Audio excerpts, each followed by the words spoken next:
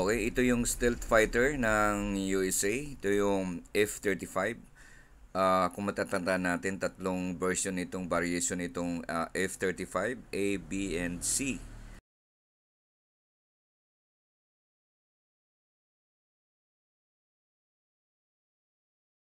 Ito yung kinikilala ng mga experts ng the most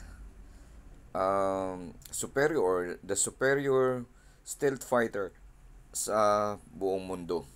Okay, pinaniwalang talo nito ang J-20 ng China at ang issue 57 ng Russia, although they are claiming na yung mga jet nila ay o fighter jets nila ay kasing galing, pero what they say is not yet proven.